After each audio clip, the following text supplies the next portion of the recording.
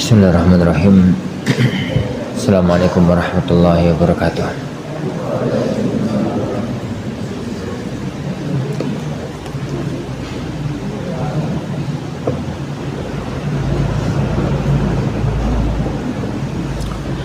Innal hamdalillah nahmaduhu wa nasta'inuhu wa nastaghfiruh wa na'udzu billahi min shururi anfusina wa sayyiati a'malina. من يهده الله فلا مضل له ومن يضلل فلا هادي له. أشهد أن لا إله إلا الله وحده لا شريك له وأشهد أن محمدا عبده ورسوله.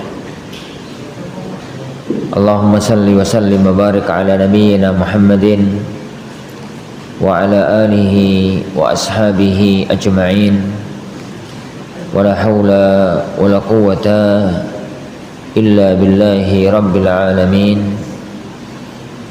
أما بعد. إخواني وأخواتي في الدين أعزني الله وإياكم. Alhamdulillah, kembali kita dipertemukan oleh Allah Subhanahu wa taala dengan taufiknya di majelis kita, majelis Khulasah Ta'zim al-Ilm. Kita sekarang masuk pada Al-Ma'qid Ar-Rabi. Setelah pada pertemuan-pertemuan yang kemarin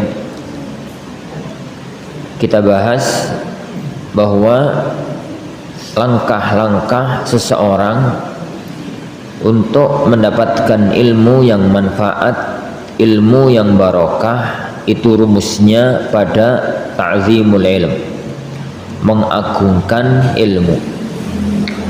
Dan seseorang itu dianggap mengagungkan ilmu, seseorang itu dianggap mengagungkan ilmu apabila dia itu melakukan langkah-langkah yang telah kita bahas dari awal. Yang pertama, tathhir wi'a al-ilm, membersihkan wadai ilmu, tempatnya ilmu, hati kita masing-masing.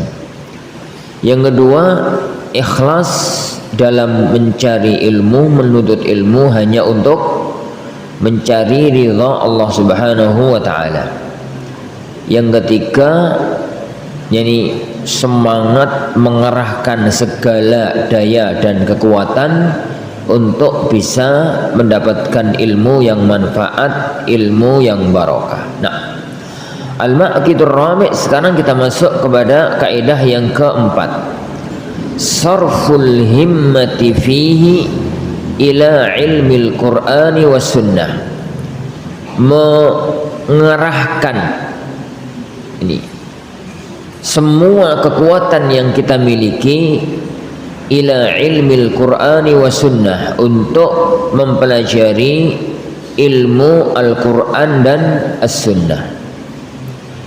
Beliau mengatakan, inna kulla ilmin nafi'in maradduhu ila kalamillahi wa kalami rasulihi sallallahu alaihi wasallam.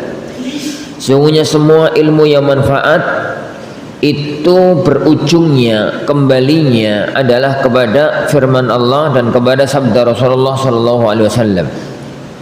Wa baqil ulum, adapun semua ilmu, imma khadimun lahuma, mungkin sebagai pendukung, pembantu gitu ya, bagi keduanya. Fayukhadhu minhu ma tatahaqqaqa bihil hidmah, maka diambil yang secukupnya untuk bisa mencapai tujuannya. Au ajnabiyyun anhuma, atau ilmu yang ajnabi, yang asing, gak ada kaitannya sama sekali dari keduanya. Fala yadurrul jahlu bihi, maka tidak membahayakan kalau tidak mengetahui. Wa ma ahsana qaula Iyad al-Yahsubi, dan alangkah bagusnya ucapannya Iyad al-Yahsubi fi kitabihil ilma, dalam kitabnya al-ilma. Yani beliau mengatakan al-ilmu fi aslaini la ya'duhuma, illa al-mudhillu 'anit tariqil lahibi ilmul kitabi wa ilmul athari allati qad usnidat an tabi'in an sahibi.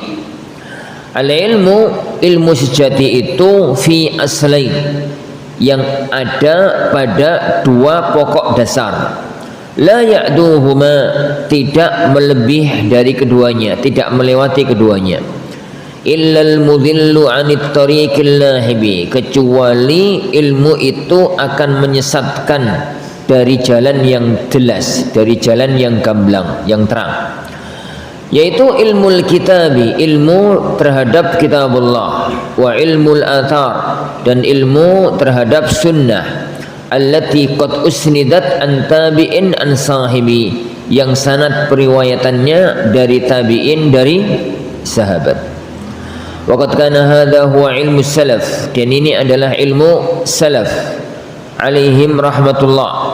Thumma kathural kalamu ba'dahum, kemudian setelah mereka ucapan itu menjadi banyak, fima la yanfa'u, jadi dari apa yang tidak ada manfaatnya.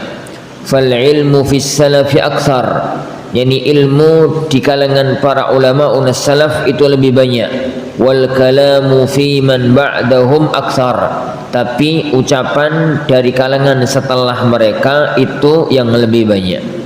Qala Hammad ibn Zaid, berkata al-Imam Hammad ibn Zaid, qultu li Abi Ayyub As-Sakhtiyani, aku pernah berkata kepada Abu Ayyub As-Sakhtiyani, al-ilmu al-yawma aktsaru aw fi man taqaddam, apakah ilmu orang pada zaman sekarang lebih banyak ataukah ilmunya orang-orang yang terdahulu?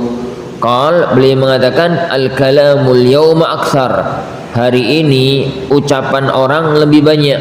Wal ilmu fima taqaddama aktsar, tapi ilmu orang-orang yang terdahulu itu lebih banyak. Nah, tapi ikhwani wa akhwati fiddin azani Allahu yani wa iyyakum, ketahuilah yani bahwa kalau kita ingin untuk mendapatkan ilmu yang manfaat, maka kuasai sumber ilmu yang manfaat. Menguasai sumber ilmu yang manfaat, sumber ilmu yang manfaat itu dua: ilmu yang terpancar dari wahyu, yaitu Al-Quran dan As-Sunnah, Al-Quranul Karim dan Sunnah Rasulullah Sallallahu Alaihi Wasallam. Kenapa? Karena semua ilmu yang manfaat, karena ilmu itu ada dua: ilmu yang manfaat, ilmu yang tidak manfaat. Jadi ilmu yang ada manfaatnya, yang kedua ilmu yang tidak ada manfaatnya sama sekali.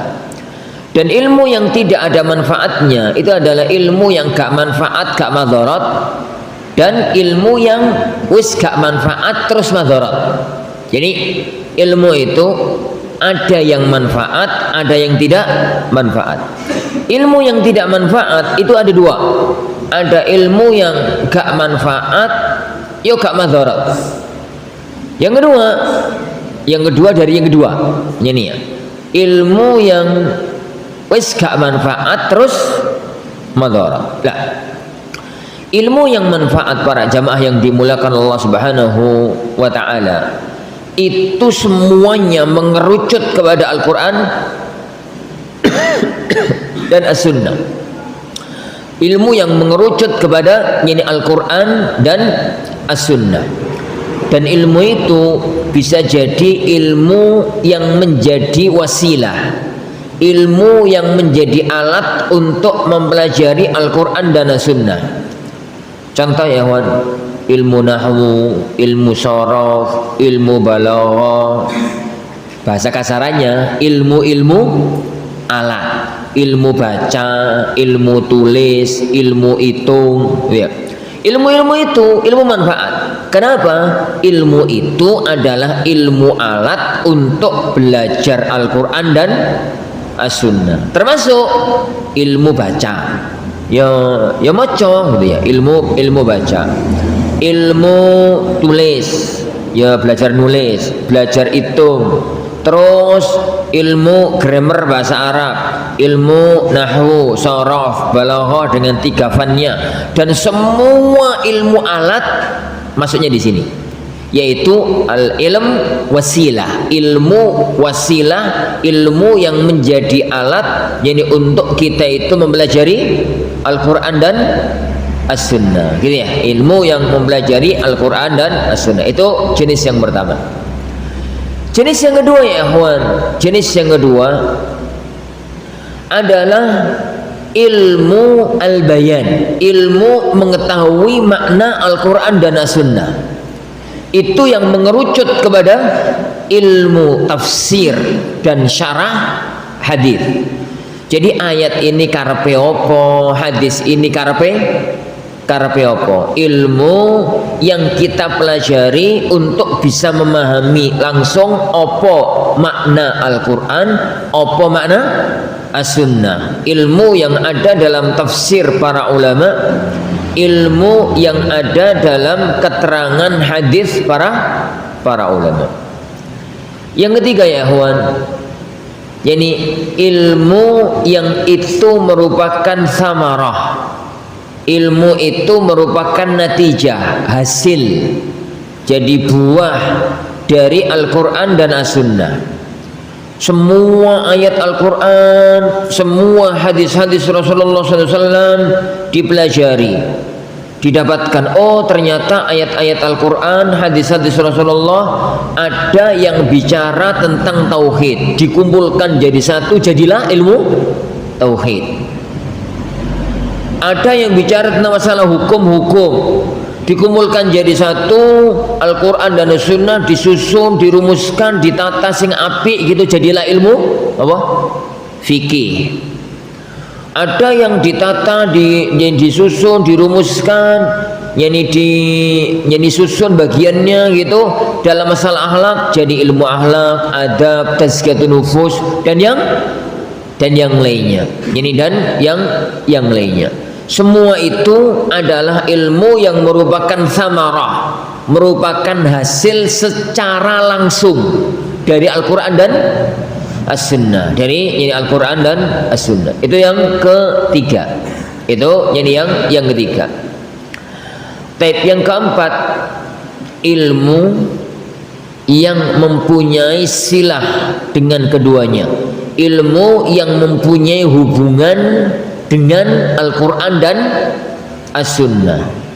Dia itu bukan alat untuk mempelajari, dia itu bukan penjelasan langsung, juga bukan hasil secara langsung, tapi ilmu ini terkait dengan Al-Quran dan As-Sunnah. Ilmu ini terkait, ada kaitannya, baik kaitannya secara langsung maupun kaitannya agak jauh, pokoknya terkait dengan Al-Quran dan As-Sunnah. Dan ini semua ilmu lain yang manfaat. Contoh misalkan ilmu sejarah, mau sejarah para nabi, mau sejarah Rasulullah SAW, mau sejarah para ulama, mau sejarah negeri kita, pokoknya sejarah, ilmu sejarah. Kenapa? Ya karena semua itu ada kaitannya, semua itu ada kaitannya dengan Al-Quran dan As-Sunnah. Ilmu, jadi misalkan ilmu kenegaraan negeri kita, ilmu baca Indonesia, baca, tulis, hitung, gitu ya. Karena ilmu itu kita butuhkan. Kaitannya adalah Al-Quran dan As-Sunnah butuh disampaikan. Dan di negeri kita dakwah itu perlu menggunakan bahasa Indonesia. Nek nulis juga bahasa Indonesia. Ilmu kedokteran misalkan, ilmu itu ada kaitannya dengan Al-Quran dan As-Sunnah. Kenapa? Orang itu kalau mau belajar Al-Quran butuh fisik yang sehat. Nek sakit macam-macam dan macam-macamnya itu nggak bisa maksimal. Maka ilmu itu ilmu pendukung, ilmu yang ada kaitannya dengan untuk orang itu bisa maksimal mempelajari Al-Quran dan As-Sunnah. Ilmu-ilmu dunia yang lain yang manfaat itu berada di poin yang keempat. Semua poin ini itu adalah al-ilmun nafi, ilmu yang manfaat. Jadi ilmu yang manfaat. Ilmu itu adalah ilmu yang manfaat. Nah, yang kedua dari yang pertama poin besar tadi, ilmu yang enggak manfaat. Ilmu yang enggak manfaat itu ada dua jenis. Wis gak manfaat terus madharat. Apa contohnya, ikhwan? Ilmu sihir. Iku wis gono kaitane karo Al-Qur'an dan As-Sunnah, wis gono manfaate terus madharat. Ilmu musik itu ana kuliah lho, ana kursus e. Jadi, tapi ya gono manfaate dalam tinjauan syar'i ya, kawan. Nek tinjauan dunia ya oleh duit ya. Nek tinjauan syar'i gono manfaate bahkan yani madharat, yani bahkan madharat. Ada ilmu itu madharat enggak, tapi orang ono manfaat. Apa kira-kira? Yani madharat enggak, tapi orang ono manfaat. Ilmu-ilmu yang memang secara agama gono manfaati, ngerti ya gono manfaate, gak ngerti ya gono madharati. Yo ilmu tentang para pemain bola kelas dunia. Ono lho sebagian wong sing apal. Aku duwe kanca. Masya Allah, sopo itu Messi, sopo itu Ronaldo, sopo itu Maradona. Salah. Ya bener ya. Bian, sopo iku ngene, apal sampai kapan lahire, kapan arepe mati kaya. Jadi kapan matine, sejarah hidupe. Aku gedeg-gedeg subhanallah. Wong iki seandainya sing diapalno itu adalah sejarah para nabi, itu kan luwih manfaat to ya. Dadi pada ngapalno Ronaldo. Jadi ngapalno ngono. Ilmu semacam itu ya, ikhwan. Ngerti apa manfaatnya? Sampai ora tau oleh dhuwit karo ngono. Yani gak ngerti ya kono madharati, yang nggak ada yani madharat. Lah tatkala kita mengetahui ilmu itu ya kawan, ono sing manfaat, ono sing enggak, sadari waktu yang Allah berikan kepada kita itu cuma sebentar, cuma sedikit. Maka sebagai orang yang cerdas, kerahkan kemampuan untuk mempelajari ilmu-ilmu yang manfaat. Ilmu-ilmu manfaat pada 4 poin yang Anda sebutkan tadi. Ilmu manfaat kan ada 4, jadi 4 poin. Adapun bagi orang yang mau fokus kepada spesialisasi ilmu syariat, kita baca sekarang ya kawan. Jadi kalau mau ngambil jurusan kedokteran, ngambil jurusan teknik, ngambil jurusan apa, itu masih di koridor ilmu yang manfaat, masih di koridor ilmu manfaat, karena semua ilmu itu adalah ilmu yang ada dukungannya kepada syariat, ilmu yang ada dukungannya kepada syariat meskipun dari jauh.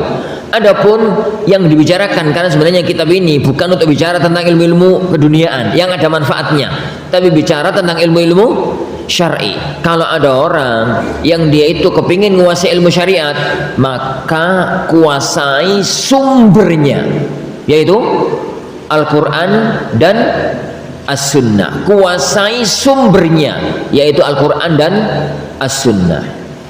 Menguasai Al-Quran dan As-Sunnah para jamaah yang dimuliakan Allah Subhanahu wa Ta'ala itu 2. Yani menguasai Al-Quran, yang kedua menguasai As-Sunnah. Menguasai Al-Quran, menguasai ikhwan, ilmu yani Al-Quranul Karim diawali dengan menghafal Al-Quran. Itu yang paling utama. Kalau tidak diberikan oleh Allah kemampuan, maka lakukan dengan mudawamatun nazar wal qiraah. Jadi yang pertama menghafal Al-Quran.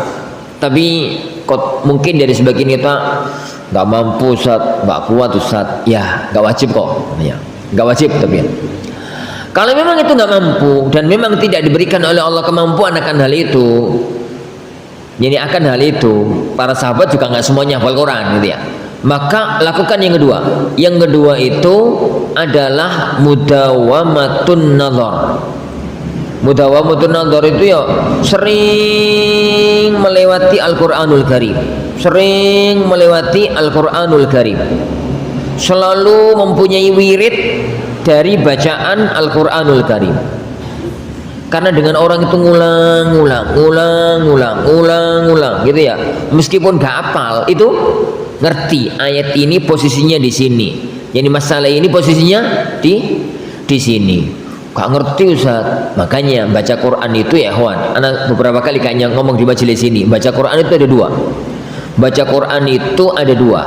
Ada dua fungsi utama. Yang pertama mendapatkan pahala maca Quran dan itu per huruf mendapatkan pahala. Yani man qara'a kitab Allah falahu bikulli harfin hasanah. Barang saya membaca kitab Allah per hurufnya ada satu kebaikan. Wal hasanatu bi asyri amsalihah, dan satu kebaikan berbalas 10 pahala. Wala taqulanna alif lam mim harf. Kamu itu jangan katakan alif lam mim itu satu huruf, tapi alif satu huruf, lam satu huruf, mim satu huruf. Itu yang pertama. Membaca Quran tujuannya adalah untuk mendapatkan pahala bacaan Al-Quran. Baik, itu yang pertama. Yang kedua, dan ini yang inti, yaitu tujuan Allah nurunkan Al-Quran bukan sekedar untuk dibaca, tapi littadabbur, untuk difahami maknanya, untuk nantinya bisa diamalkan. Dan ini yang titik yang paling utama diturunkannya Al-Quran, liyadabbaru ayatih, untuk mentadaburi, merenungi, memahami isi Al-Quran Al-Karim. Lah, kalau mampu sekali moco iku langsung faham, langsung mentadaburi, itu yang utama. Dan itu memang gaya bacanya Rasulullah SAW. Rasulullah SAW itu nih maca Quran kan mocoi melan ya, tartil, mocoi tartil. Lah, nek ngliwati ayat azab, beliau minta kepada Allah perlindungan dari neraka. Nek melewati surga, minta surga. Melewati ayat tasbih, beliau bertasbih. Melewati ayat perintah istighfar, beliau istighfar. Kenapa kok beliau lakukan itu? Mampu melakukan itu, moco langsung faham. Tapi kok abot kelas-kelas kita nih kok Dzalikal kitabu la raiba fihi hudal lil muttaqin alladzina yu'minuna bil ghaib, maca rodok cepet tartil langsung faham, itu kok abot. Ini secara umum Indonesia itu abot ya. Sekelas ana itu kalau pas baca itu baca tadabbur, ana selalu dampingi dengan tafsir ringan. Ya, kenapa? Ada beberapa ayat ini karepe apa ya ora mudeng. Lah, yang kedua ya ikhwan, kalau begitu, kalau memang ayat Al-Quran itu Allah turunkan tujuan utamanya untuk mentadaburi, maka ada cara yang kedua untuk membaca Al-Quran, namanya qiraatu tadabbur, qiraah untuk memahami isi Al-Quran. Bagaimana caranya? Dampingi dengan terjemah. Dampingi dengan terjemah. Moco ayat sak terjemahi, moco ayat sak terjemahi. Kalau antum mampu di atas itu maka lebih utama moco ayat dengan tafsir ringan. Tafsir ringan loh yo. Ojo pakai tafsir Ibnu Katsir, gak katam-katam. Jadi tafsir yang ringan. Ya kelas-kelas tafsir yang pendek-pendek gitu loh. Atau gampangan lah Al-Quran karo terjemah. Jadi begini baca Quran itu ya ikhwan. Baca Quran agar sesuai dengan yang Allah turunkan dan menjadi jalan untuk menjadi sumber semua ilmu. Itu jadikan baca Quran kita per hari itu 2 bagian. Membaca Quran per hari itu 2 bagian. Ada jadwal moco Quran sekedar untuk tilawah, pokoknya moco. Yang kedua, ada jadwal moco Quran untuk tadabbur maknanya. Buat contoh begini, Ba'da subuh misalkan dijadwalkan setiap subuh moco Quran sesuai dengan jadwal. Yo sehari ya, pokoknya dalam satu hari itu ada jadwal moco Quran, sekedar moco 1 juz, nggak kuat setengah juz. Oh, per hari setengah juz, ora kuat. turun nih seperempat ngono ya. Seperempat ra kuat. Anggaplah kuat, kenemenan seperempat gak kuat. Anggaplah ra kuat. Sak lempir wis. Yani sak lempir per hari ora kuat. Kebangetan itu. Pol kebangetan nih. Mosok seorang muslim melewati satu hari tanpa baca Quran itu sangat keterlaluan adab kita kepada Allah Subhanahu wa taala.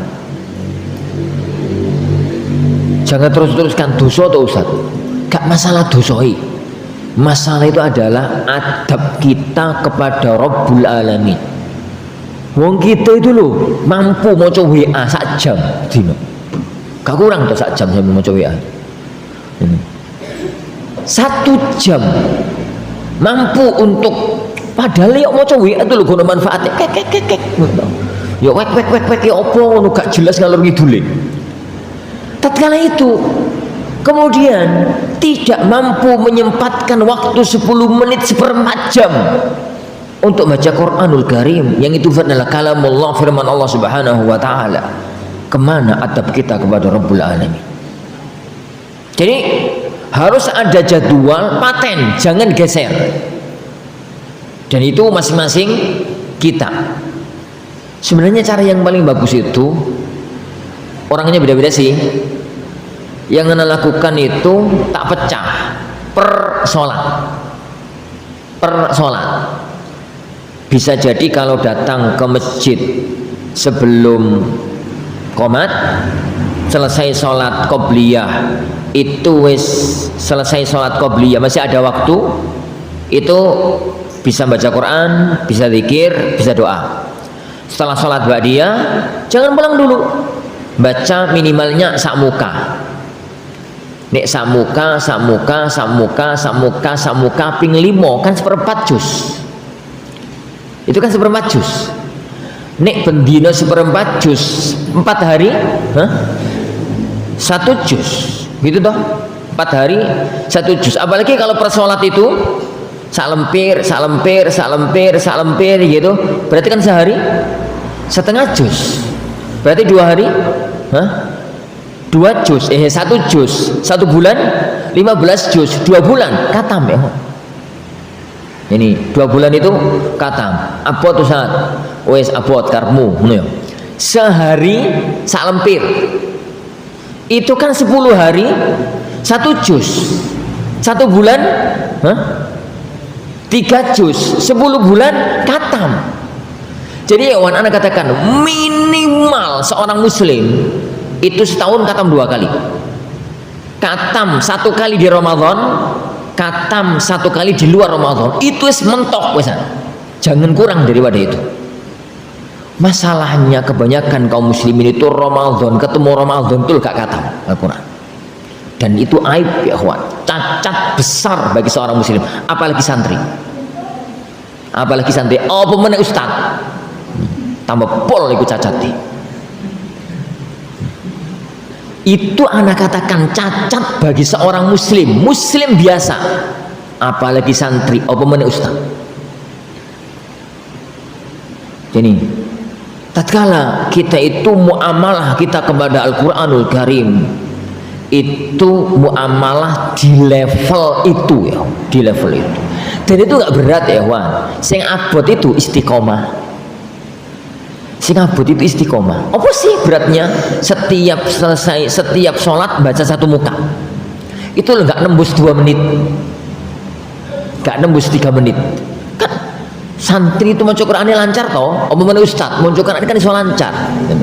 Nah, itu bacanya pertama, Kang ngomong itu. Yang kedua ya, Ikhwan, baca tadabbur. Baca tadabbur itu ya, Ikhwan, gambarannya adalah baca didampingi makna. Baca didampingi makna. Dampingi terjemah wis, didampingi terjemah. Didampingi terjemah Al-Qur'an. Dan itu sediakan waktu.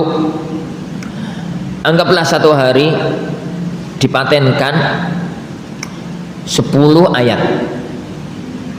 10 hari dipatenkan 10 ayat atau setengah jam. Jadi atau terserah deh. setengah jam atau 10 ayat gitu. Alif lam mim, Allah yang lebih mengetahui maknanya.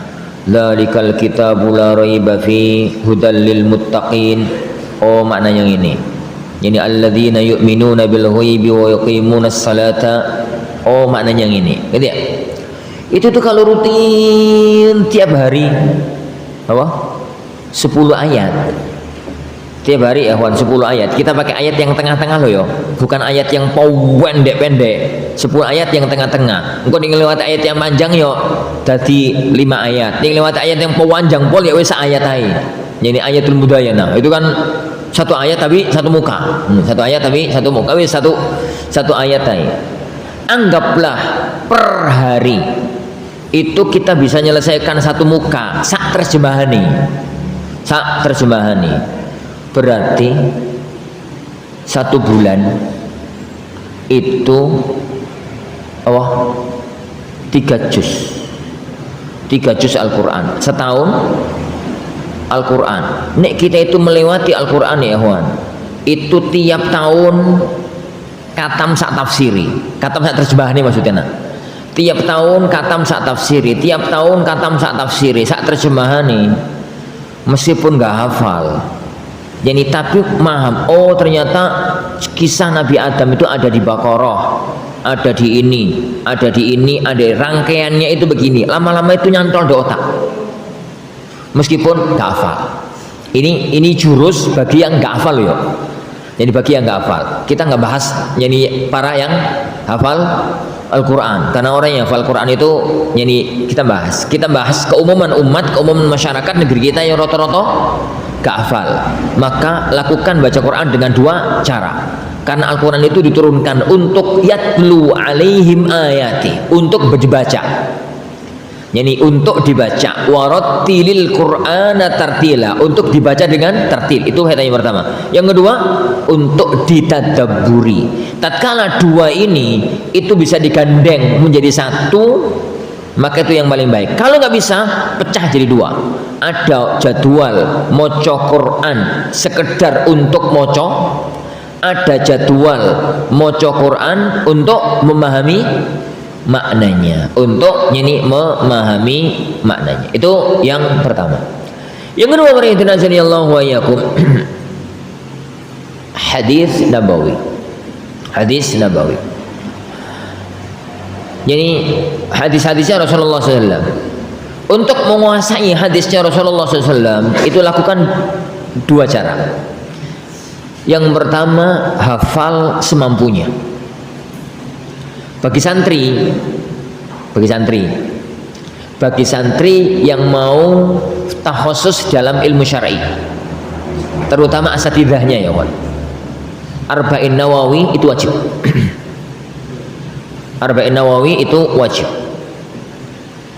Gak apal dipertanyakan kesantrian antum, umpamanya keustatan antum, Arba'in Nawawi itu wajib. Karena itu pondasi dasar semua masalah ilmiah syariah. Di atasnya pilihan sakwati. Di atasnya pilihan sakwati. Tapi Allah wa iyyakum, agar ilmu orang itu kokoh ya kawan, agar ilmu kalau orang itu mau takhusus, mau spesialisasi dalam ilmu syar'i, menjadi seorang ustadz, menjadi seorang guru agama yang mapan keilmuannya, maka penguasaan kepada hadis-hadis Rasulullah itu menempati porsi yang paling utama. Caranya gimana Ustaz? Caranya itu mudawamatun nazar. Jadi wirite muslim itu Al-Quran, wirite santri itu Al-Quran as-sunnah, wirite orang yang spesialisasi ilmiah itu Al-Quran as-sunnah sama bidang keilmuannya. Kita bahas nanti insyaallah pada poin yang berikutnya, yang kelima. Wirid muslim itu Al-Quranul Karim. Jangan sampai enggak baca Al-Quran dalam satu hari. Wiridnya santri itu Al-Quran dan hadis. Al-Quran dan hadis. Ini santri, bukan santri dasar loh ya. Anda tidak bicara SD SMP, Anda bicara SMA ke atas. Ini Al-Quran dan sunnah. Wiridnya ini santri baik, santri maupun asatidzah, wiridnya itu dua ini. Adapun orang yang fokus ingin untuk menguasai satu bidang ilmu, maka itu bahasanya tersendiri nanti. Kita bahas belakangan nanti insyaallah. Bagaimana caranya? Fidan azanillahu wa iyyakum. Jadi apa ya? Ada jadwal untuk membaca hadis per hari. Satu aja, atau dua, atau tiga, atau empat, atau lima per hari. Sak terjemahani maksudnya. Ini sak terjemahani. Anggaplah satu. Minimalnya berarti 1 tahun kita itu melewati 360 hadis setahun. Ini 2 hadis 1 hari. Setahun itu kita melewati berapa?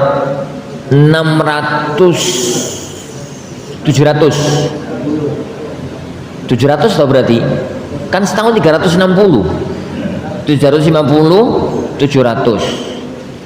Kalau per hari 3 hadis, wis aja kakeh, telu wis, 3 hadis itu berarti setahun itu 1000 hadis ya kawan. Itu 1000 hadis. Sahihain itu hanya 3000. Sahih Bukhari Muslim ya kawan, itu kalau dipreteli tidak ada tikror, pengulangan, tanpa pengulangan dibuang sanad dan tidak ada pengulangan, itu 3000-an. Berarti per 3 tahun itu hatam Sahih Bukhari Muslim per 3 tahun. Masalah umat ini, masalah kekuatan ilmiah di negeri kita, kenapa melemah? Karena delok Sahih Bukhari Muslim iku wedi. Ngaji kok Sahih Bukhari Muslim, kapan katame? Jadi sampai mati itu gak katam-katam. Padahal dengan cara tadi Sahihain itu katam 3 tahun. Dinyang, wis karepe wis dinyang. Jadi 2 hadis sehari. 2 hadis sehari itu berarti piro mong?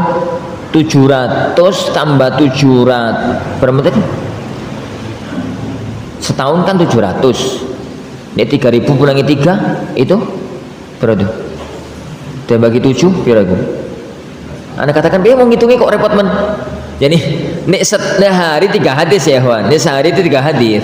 Kan innamal a'malu binniyat wa innamal likulli imri'in ma nawa, faman kana hijratuhu ila Allahi wa rasulihi ila, sampai pada fa hijratuhu ila ma hajara ilai. Itu 1 hadis.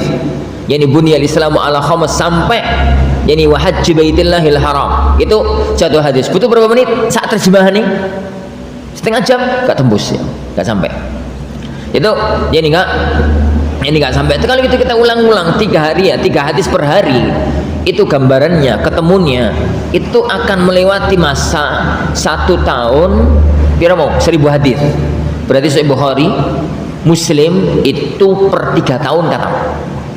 Ini per 3 tahun kata. Anda tidak nuntut terlalu panjang ya kawan. Anda tidak nuntut pada diri saya sendiri, juga tidak nuntut pada semuanya untuk terlalu di atasnya. Karena itu daki ya, terlalu tinggi kakek teori itu gitu. Tapi pelan-pelan aja, 1-2 hadis 3 hadis per hari, dan dibaca sak terjemahan ini. Jangan pakai syarah, ini syarah gak katam-katam, jangan pakai syarah. Itu dijadwal paten, dijadwal yani paten. Yang tilawatul Quran tadi pas sholat belakang itu, moco Al-Quran tadabbur itu anggaplah ba'da subuh atau mungkin sebelum subuh, dan moco hadis tadi dijadwal misalkan sebelum tidur atau ba'da isya atau ba'da luhur, bar mangan durung aktivitas gitu, masih waktu istirahat, dan itu nggak memakan waktu yang lama, hanya butuh istiqomah. Dengan cara semacam itu ya Ikhwan, di Al-Quran, di otak kita, di pikiran kita itu ada gambaran umum tentang Al-Quran, ada gambaran umum tentang hadis-hadis Rasulullah yani sallallahu alaihi yani wa ala alihi wasallam. Kenapa? Mau belajar ilmu apapun itu sumbernya Al-Quran dan As-Sunnah. Mau menjadi seorang yang jago akidah, Al-Quran dan As-Sunnah sumbernya. Mau jadi orang yang jago dalam dunia fikih, Al-Quran dan As-Sunnah sumbernya. Mau jadi orang yang jago sirah nabawiyah, maka Al-Quran dan As-Sunnah sumbernya. Mau jadi orang yang wa'id gitu ya, yang tukang ceramah memberi nasihat, Al-Quran dan As-Sunnah sumbernya. Apa ya kawan? Semua ilmu itu sumbernya kepada Al-Quran dan As-Sunnah. Maka yang paling utama bagi seorang santri, bagi seorang yang bagi seorang talibul ilmu syar'i, seorang santri yang ingin menguasai ilmu syar'i, ilmu agama, maka Al-Quran dan As-Sunnah hendaknya menjadi rujukan utama, menjadi rujukan utama. Anda bertegas ya kawan, tidak harus hafal. Anda bertegas ini, karena kalau saya ngomong harus hafal, itu kadang-kadang lari duluan. Tidak harus hafal. Lakukan saja yang Anda lakukan tadi. Mudawamatun nazar, selalu melihat. Mudawamatun nazar, selalu lihat. Ada jadwal paten yang itu selalu tidak kita lewati. Paling utama adalah Al-Quran Al-Karim. Ini Anda katakan bukan untuk santri-santri dasar loh ya, bukan untuk santri SD SMP. Minimalnya adalah untuk santri SMA ke atas. Minimal. Kalau memang SMA juga menyulitkan pelajaran yang ada, nggak apa-apa lah setelahnya SMA. Ini terutama para asatidzah yang diamanati oleh Allah ilmu syar'i untuk disampaikan kepada para santri, apalagi yang diamanati oleh Allah mengemban amanat umat, jadi untuk membimbing umat, maka hendaknya itu dijadikan satu acuan sehingga landasan-landasan keagamaan yang kita miliki itu paten. Beda jauh loh para ikhwan. Kan kita belajar fikih yang melewati ayat, melewati hadis. Kita itu belajar hadis, belajar akidah yang melewati ayat, melewati hadis. Ya ikhwan, baca hadis dari kitab-kitab itu dengan baca hadis dari kitab aslinya itu beda jauh. Jauh sekali. Kenapa? Karena kalau lewat hadis di kitab fikih, lewat hadis di kitab akidah, lewat hadis di kitab akhlak, itu penggalan dan potongan. Penggalan dan potongan. Kan dicuplik satu baris, dua kata, tiga kata, dua baris yang berkaitan dengan apa? Dengan apa? Dengan maknanya. Dengan maknanya. Adapun kalau hadis dari kitab hadis asli itu jalur lengkapi, rentetan lengkapnya. Contoh yang paling gampang. Kalau kita belajar kitab tauhid, itu kan ada bab tentang syurutu la ilaha illallah, syarat la ilaha illallah. Syarat la ilaha illallah kan 7 toh. Salah satunya adalah as-sidq.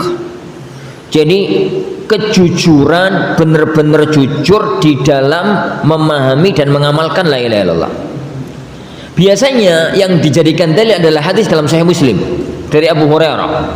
Jadi Rasulullah SAW itu bersabda, ya Abu Hurairah, akhbir man wara'a hadzal haid, sampaikan kepada orang yang di luar kebun ini, anna man qala la ilaha illallah sadiqan min qalbihi dakhal jannah. Orang yang mengatakan la ilaha illallah jujur dari dalam hatinya, dia pasti akan masuk ke dalam surga. Gitu toh rata-rata kitab tauhid. Hadis itu cuma satu baris, cuma dua baris, satu baris setengah, dua baris gitu.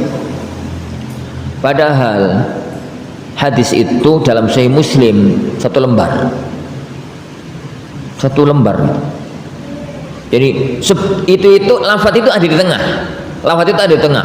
Sebelumnya jadi banyak cerita, setelahnya banyak cerita. Jadi sebelumnya itu banyak cerita. Dan yang semacam itu ada jalur ceritanya, ada jalur rentetannya, dan itu adanya di kitab hadis yang asli, adanya ya ikhwan di kitab hadis yang asli. Maka dasarnya ya ikhwan kepada para asatidzah ya, terutama kepada para mubaligh, yakni kepada para dai, para pengemban amanat ilmu umat, gitu ya. Jadikan salah satu wirid jenengan itu wirid terhadap hadis-hadis Rasulullah SAW tanpa syarah, cukup terjemah, cukup yani terjemah. Kan duwe kitab terjemah Ustaz, takon meta. Takon meta. Zaman saiki kan zaman meta to. Yani takon chat GPT ngono. Yani takon opo zaman sekarang kan yang semacam itu. Pak duit Ustaz tuh kitabnya pakai aplikasi. Pakai aplikasi kan gratis toh. Wong HP ini di tangan sampean kok. Pakai aplikasi yang ada hadis sekaligus terjemahannya. Itu aplikasi apa jenenge? Oh jenenge? Aku ora duwe masalah.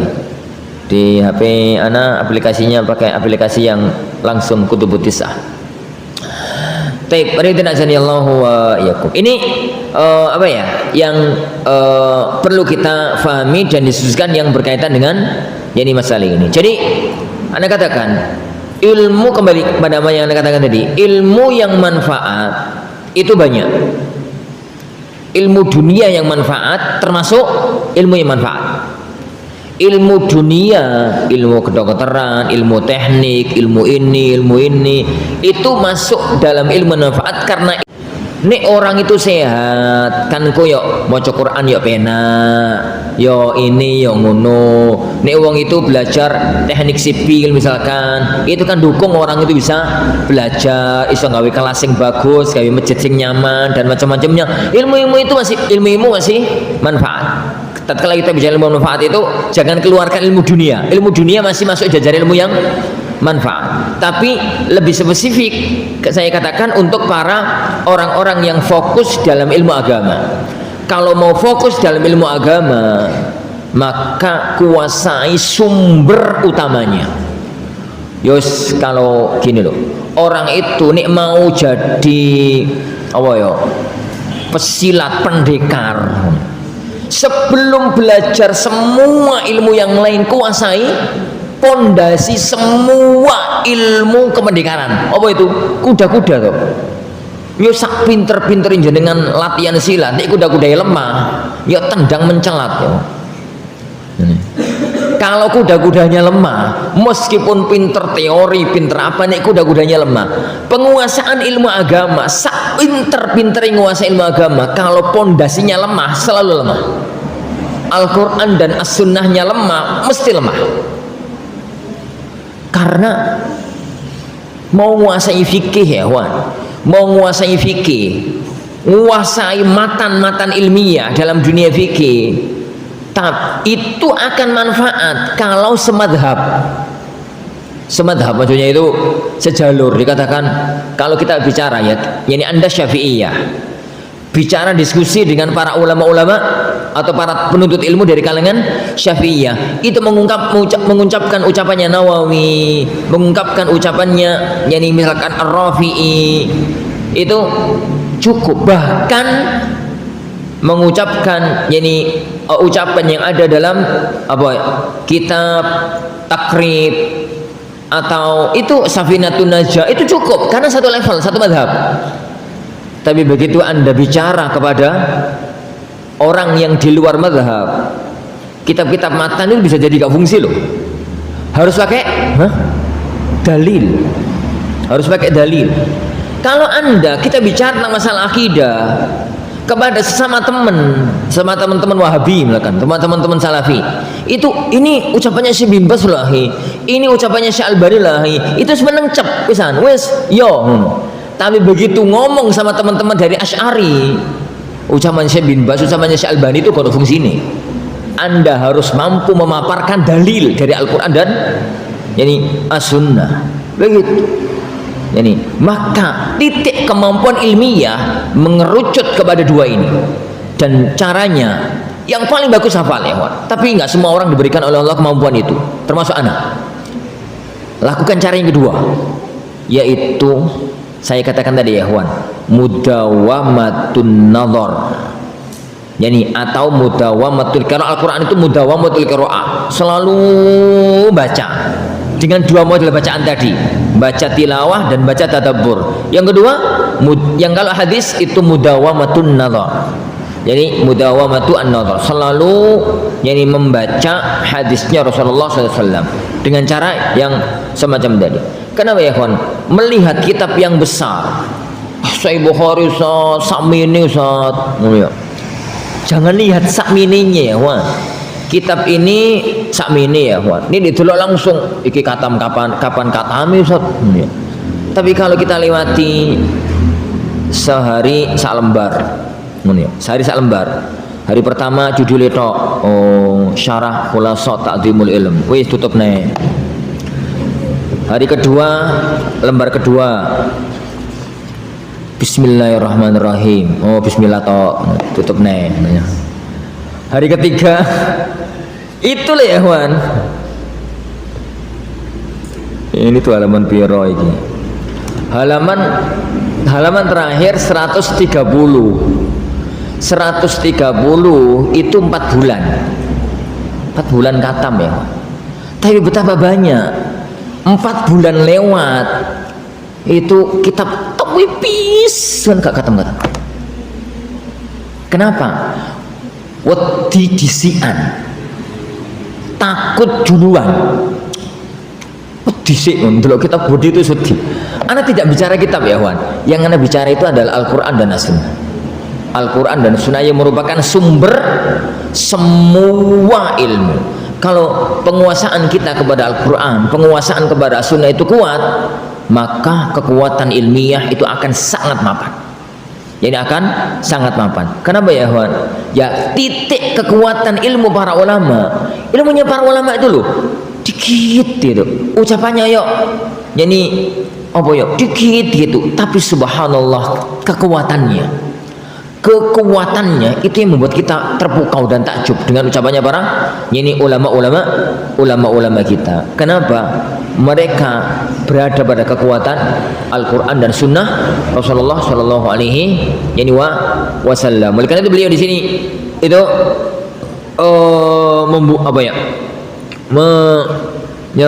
menyebutkan yang nukilan dari Hammad ibnu Zaid. Hammad ibnu Zaid berkata kepada gurunya Ayyub Sikhtiyani. Ayyub Sikhtiyani itu salah satu ulama tabi'in. Tatkala beliau ditanya, al-ilmu al-yawma aktsar amma au fima taqaddam. Ilmu hari ini, maksudnya di zaman tabi'in ini lebih banyak ataukah ilmunya orang-orang yang terdahulu, ilmunya para sahabat? Mana yang lebih banyak ilmunya?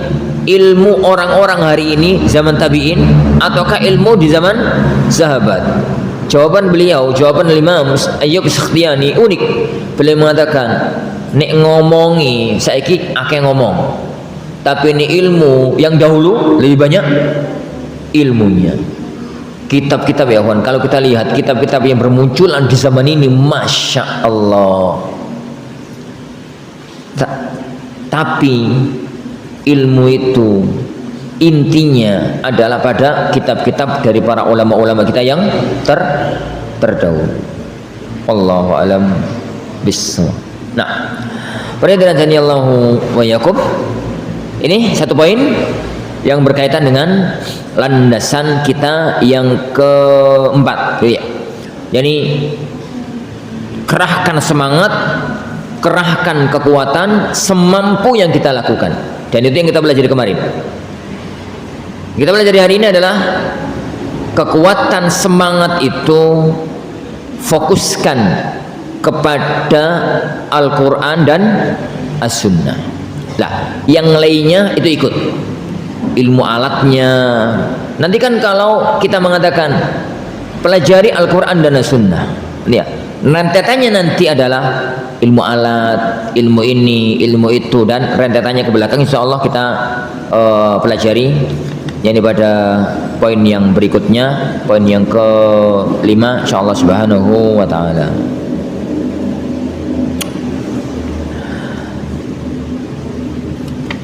Cukup insya Allah. Lanjutkan pertemuan yang akan datang insya Allah. Sebelum menutup, barangkali ada yang mau didiskusikan, monggo barakallahu fiikum.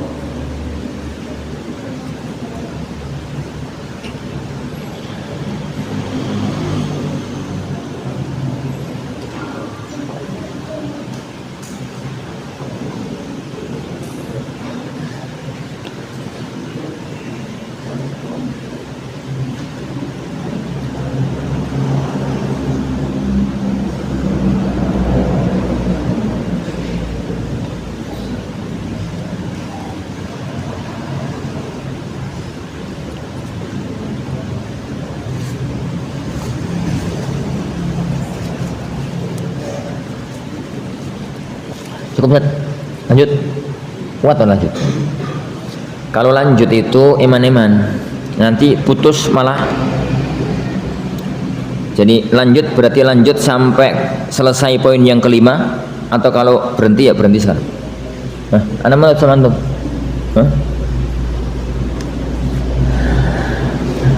Baik, insyaallah subhanahu wa ta'ala ini yang kita pelajari. InsyaAllah subhanahu wa ta'ala kita lanjutkan pada waktu yang akan datang bi'idzni rabbina tabaraka wa ta'ala. Kita akhiri subhanakallahumma wa bihamdika asyhadu an la ilaha illa anta astaghfiruka wa atubu ilaik. Wa sallallahu wa sallama wa baraka ala nabiyina Muhammad. Assalamualaikum warahmatullahi wabarakatuh.